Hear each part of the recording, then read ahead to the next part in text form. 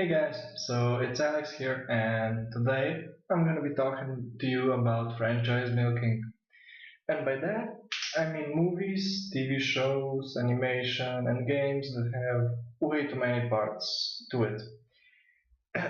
As I say this, you all have something in mind, and you probably know what I'll be talking about in this video. Just to list a few examples. So first we're gonna be talking about movies. The first movie that came to my mind was Saw. I mean, there are seven movies about people being tortured to death for the amusement of the audience.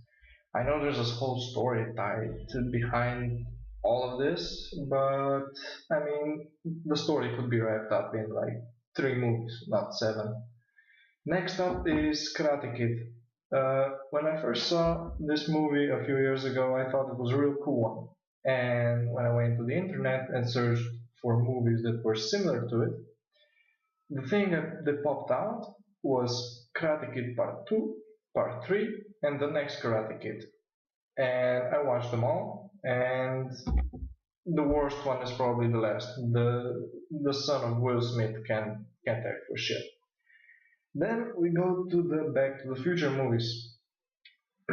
Well, something that all the Back to the Future movies are shit, but I think that the second and third one were totally unnecessary.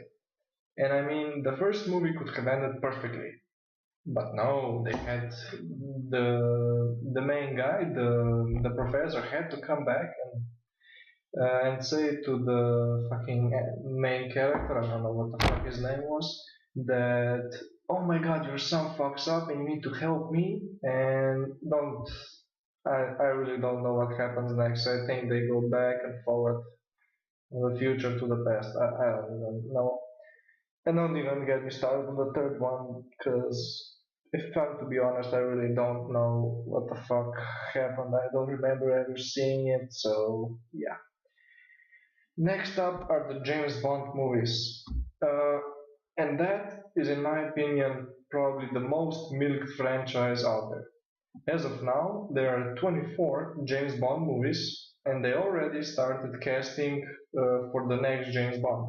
Because Daniel Craig, or whatever his name is, said he's not going to do them anymore.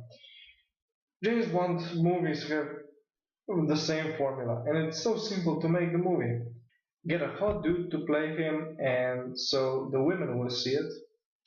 Get hot girls in there, so the men will see it, and throw in the main villain so he has something to do for 2 hours. Then we come to Godzilla. I didn't know this franchise was milked so much, but I asked a friend and he said there are like 30 plus Godzilla movies. And at first I didn't believe him, but holy fucking shit, there are 33 Godzilla movies. And the only thing I have to say is why? I mean, why? Just look at the fucking titles. King Kong versus Godzilla, Mothra versus Godzilla. There are like two or three movies that have Mothra in it. I really don't know why I can't tell you that.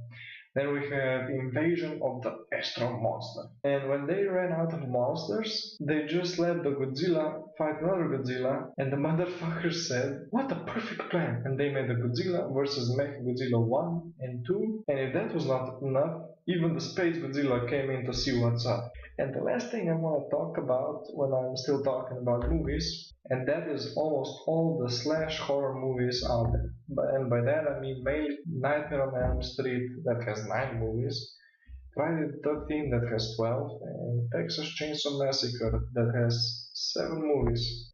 And I mean, all of them are the same. At the end of every movie, they kill the motherfucker, but at the end of the movie, or even at the start of the next one, we find out that he isn't dead. And while I'm on the subject, in those movies, there are always people that don't know what to do. Or even if they kill him, everyone just say, "Oh, he must be dead. I put a knife in his head." And I'm like, "No, you didn't kill him.